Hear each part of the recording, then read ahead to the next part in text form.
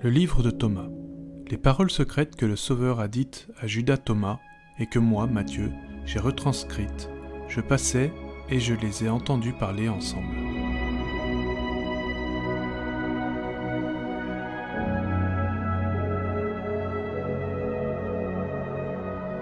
Le Sauveur disait : « Frère Thomas, écoute-moi. Aussi longtemps que tu as encore l'occasion que je te communique dans le monde ce que tu as cherché à sonder dans ton cœur. Mais parce qu'on a dit que tu es mon jumeau et mon seul véritable ami, sonde toi-même et reconnais qui tu es et comment tu seras. »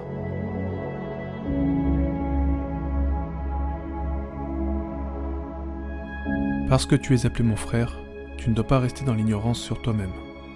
Et je sais que tu as déjà commencé à comprendre, car tu as déjà reconnu que je suis la connaissance de la vérité.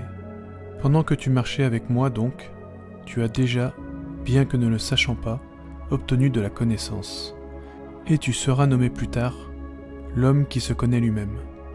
Car quiconque ne s'est pas connu lui-même n'a rien connu, mais celui qui s'est connu lui-même a déjà obtenu une connaissance sur la profondeur du tout. C'est donc pourquoi tu as, seul, mon frère Thomas, aperçu ce qui est caché aux hommes, à savoir ce sur quoi, s'ils ne le remarquent pas, ils chutent.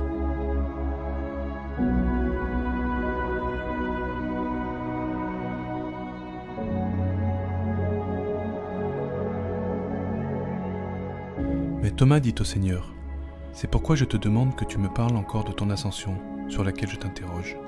Et c'est uniquement si j'entends de toi la vérité sur ce qui est caché que je pourrai en parler.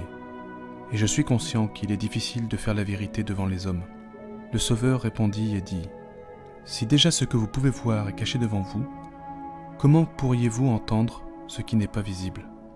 S'il est déjà si difficile pour vous de faire les œuvres visibles dans le monde de la vérité, comment voulez-vous faire les œuvres de grandeur sublime et de plénitude qui ne sont pas visibles ? Comment donc voulez-vous être appelés faiseurs de la vérité ? C'est pourquoi vous êtes des débutants, et vous n'avez pas encore atteint la mesure de la perfection. »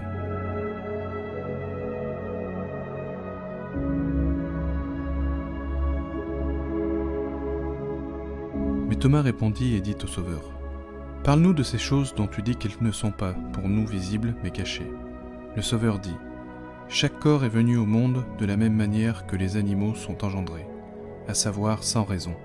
Par conséquent, il est de cette manière aussi visible, à savoir comme une créature qui aspire à une autre créature. C'est toutefois aussi pourquoi les êtres supérieurs n'existent pas de la même manière que ceux qui sont visibles, mais vivent de leurs propres racines, et ce sont leurs fruits qui les nourrissent. Cependant, ces corps visibles mangent des créatures qui leur sont identiques. C'est pourquoi les corps se modifient. Mais ce qui se modifie périclitera et disparaîtra et n'a plus aucun espoir de vie. Car le corps est animal. Si maintenant chez les animaux le corps périclite, alors ces formations péricliteront aussi. Ne provient-il pas du rapport sexuel comme le corps des animaux ? Mais si lui aussi est issu de lui, comment peut-il être meilleur qu'eux ?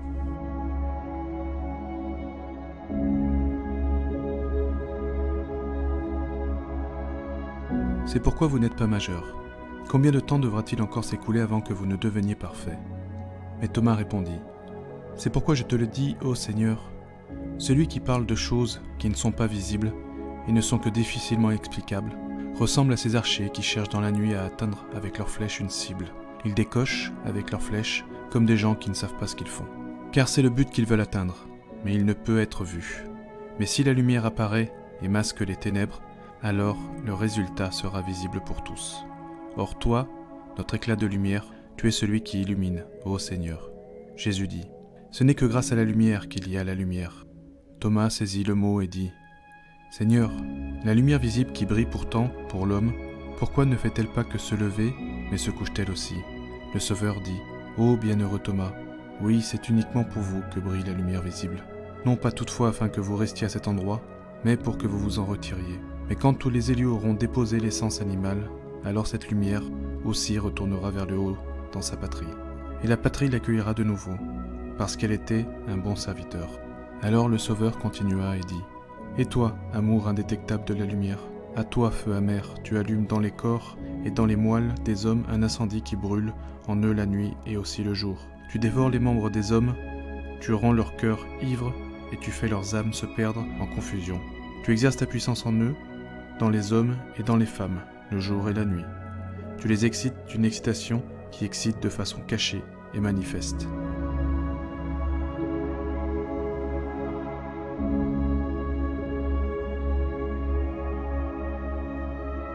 Car quand les hommes se trouvent excités, ils sont attirés par les femmes, et les femmes par les hommes. C'est pourquoi il est dit « Celui qui auprès de la femme, authentique sagesse, questionne quant à la vérité, se préparera des ailes, afin qu'il puisse voler, quand il devra fuir devant le désir qui brûle les esprits des hommes, et celui qui interroge l'authentique femme sagesse sur la vérité, se préparera des ailes pour pouvoir voler, quand il devra fuir devant tout esprit visible. » Thomas répondit et dit « Ô Seigneur, c'est précisément la raison pour laquelle je t'interroge comme un enseignant, à savoir parce que j'ai reconnu que tu es le seul qui nous est utile comme tu dis. » Le Sauveur répondit de nouveau et dit « C'est pourquoi nous devons vous parler, car ceci est la doctrine pour les parfaits. Si donc vous voulez être parfaits, vous devez vous orienter selon ces paroles. Si vous ne vous orientez pas selon elles, votre nom sera ignorant. C'est qu'il n'est pas possible qu'un sage habite avec un fou, car le sage est empli de toute la sagesse. Pour le fou, en revanche, le bon et le mauvais sont pareils, car le sage se nourrira de la vérité et sera comme l'arbre qui pousse auprès du torrent. Il y a bien des gens qui ont des ailes quand ils chassent ce qui est visible, ce qui est très éloigné de la vérité, car ce qui les guide, le feu, leur présentera une image trompeuse de la vérité et les illuminera d'une beauté passagère.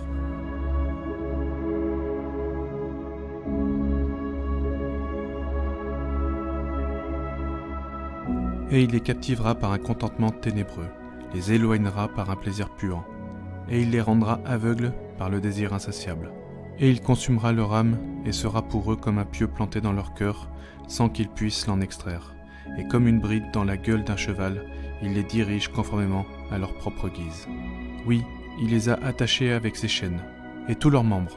Il les a contenus avec le lien amer du désir du visible, qui pourtant va passer, se modifier et changer. Selon la loi de l'attraction, ils ont été attirés de haut en bas. Continuellement, ils sont tués, et ce du fait qu'ils sont attirés vers toutes les bêtes d'impureté. Thomas répondit et dit « C'est manifeste, et il a aussi été dit « Malheureux ceux qui ne connaissent pas la vie de l'âme. » Le Seigneur répondit et dit « Bienheureux l'homme sage qui a cherché selon la vérité. Car quand il l'eut trouvée, il se laissa en repos sur elle, pour toujours, et n'eut plus peur de ceux qui voulaient le plonger dans la confusion. » Thomas répondit et dit « Est-ce pour cela qu'il est utile pour nous, ô Seigneur, de trouver le repos dans ce qui nous appartient ?» Le Sauveur dit « Oui, c'est ce qui convient, et cela est bon pour vous, parce que ce qui est des hommes entre en apparition se détruira. Car on dit, le récipient de leurs inclinations charnelles se détruira. Et même s'ils se rompent, il appartiendra encore au monde des manifestations, c'est-à-dire au domaine du visible. Et alors le feu visible leur préparera le supplice. En raison de l'amour pour la croyance que vous avez depuis longtemps, vous serez encore une fois emmenés dans le monde des manifestations. Mais ceux qui peuvent voir ne sont pas dans le monde des manifestations.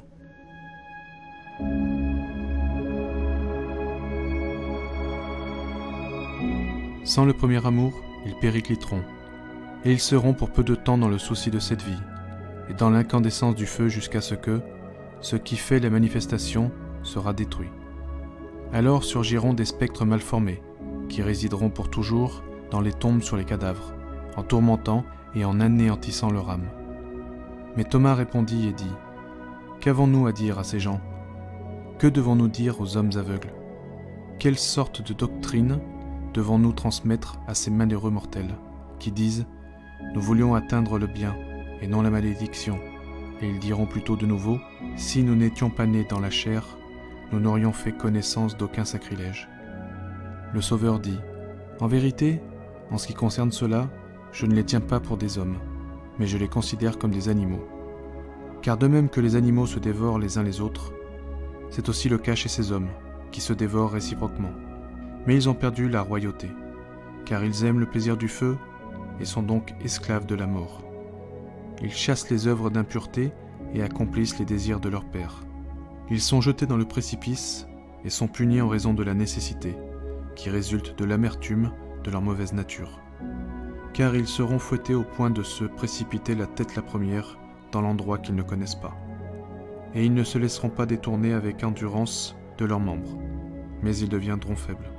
Et ils se réjouissent de chaque incendie, dont ils aiment la fureur et la folie. Car ils sont des fous, ils aspirent à la confusion des sens sans reconnaître leur fureur. Croyant être raisonnables, ils ont l'amour de leur corps, leurs sens étant dirigés vers eux-mêmes. Alors que leurs pensées en restent à leurs actions, mais c'est le feu qui les consumera. Thomas répondit et dit : « Seigneur, comment en ira-t-il pour celui qui en est jeté dedans ? »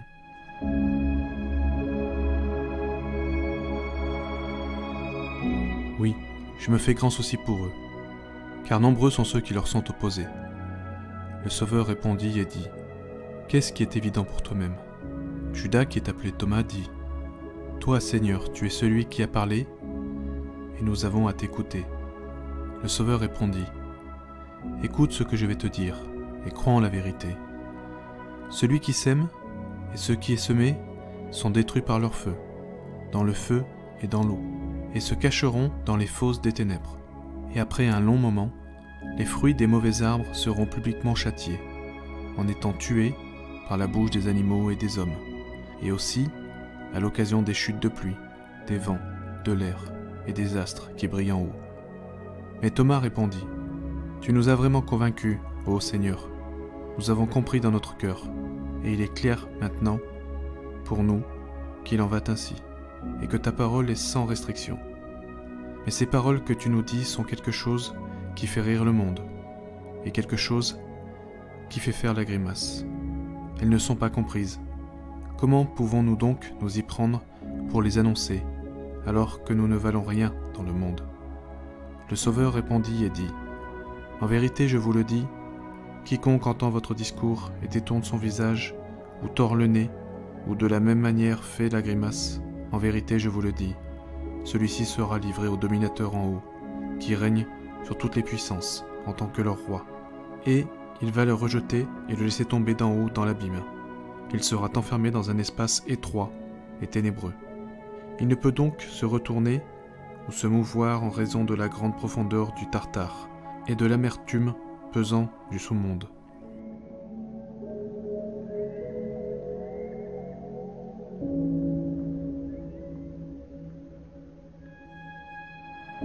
Celui qui se fie à ce qui lui est amené, s'il s'attache à lui, sa fureur ne sera pas pardonnée. Il recevra son jugement. Quiconque vous persécute sera livré à cet ange, le Tartarouchos, dans les flammes du feu, qui les poursuit, tandis que des fouets de feu répandent étincelle sur étincelle, toujours dans le visage de celui qui est chassé. S'il fuit vers l'ouest, il trouvera le feu.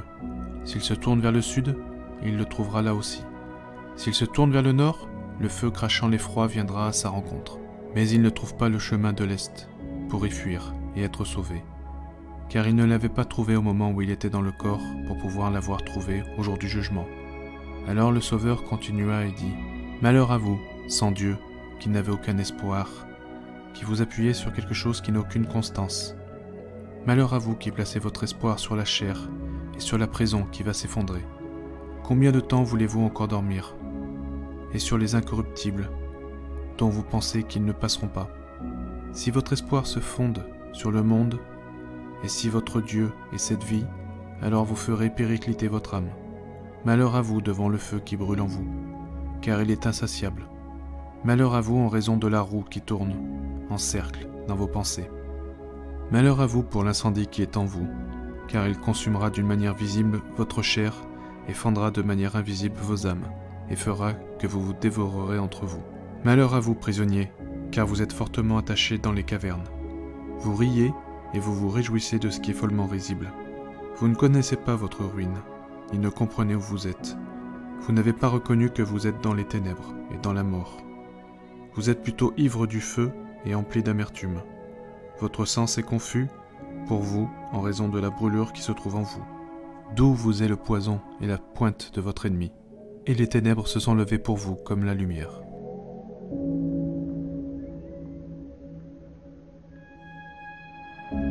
Car vous avez livré votre liberté à la servitude. Vous avez rendu vos sens obscurs, et vous avez livré vos pensées à la folie. Et vous avez empli vos pensées avec la fumée du feu qui est en vous, et votre lumière s'est cachée dans le nuage ténébreux. Et vous avez aimé l'habit que vous portez, bien qu'il soit sale.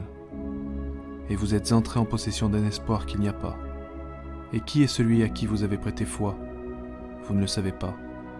Et vous êtes tous dans vos liens. Et vous vous glorifiez comme si vous étiez en liberté. Et vous avez laissé s'engloutir vos âmes dans l'eau des ténèbres. Vous avez couru à la mesure de vos propres désirs. Malheur à vous qui êtes tombés dans la ruine et ne voyez pas la lumière du soleil, qui dirige tout, qui voit tout. Car elle se tournera vers tous les actes qui servent à soumettre les ennemis. Et vous ne percevez pas non plus la lune, telle que la nuit et le jour, elle regarde vers le bas et voit les cadavres de vos massacres. Malheur à vous qui aimez le commerce avec la féminité et la compagnie licencieuse avec elle. Et malheur à vous à cause des souverains de votre corps, car ils vous précipiteront dans le malheur. Malheur à vous à cause des effets des mauvais démons. Malheur à vous qui traînez vos membres dans le feu. Qui est-ce qui vous humectera d'une rafraîchissante rosée, afin que celle-ci éteigne un si puissant feu en vous avec votre incendie? Qui est-ce qui permettra que le soleil se lève au-dessus de vous pour dissoudre les ténèbres qui sont en vous et pour masquer les ténèbres et l'eau sale? Le soleil et la lune vous offriront de bonnes odeurs avec l'air, le vent, la terre et l'eau. Car quand le soleil n'éclaire pas ses corps, ils tombent dans la putréfaction et se corrompent, comme cela se passe pour l'ivraie et l'herbe.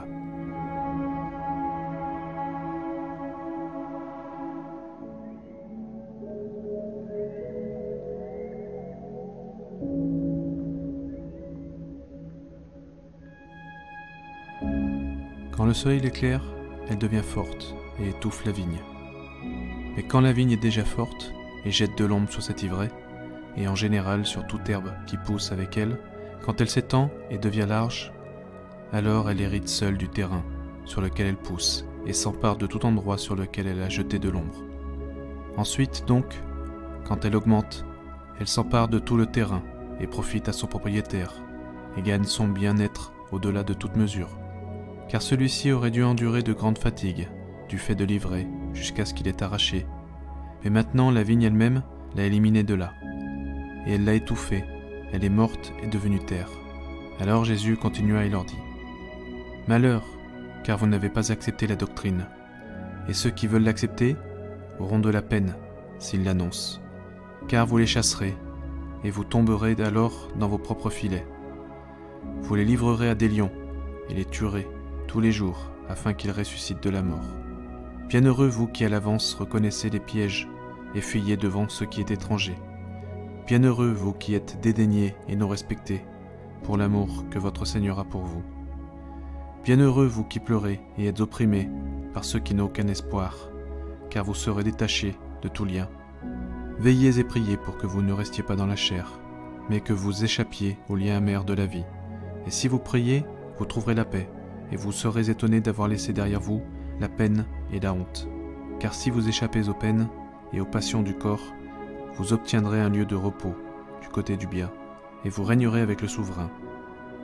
Vous liez avec lui, et lui liez avec vous, depuis ce jour jusqu'en toute éternité. Amen.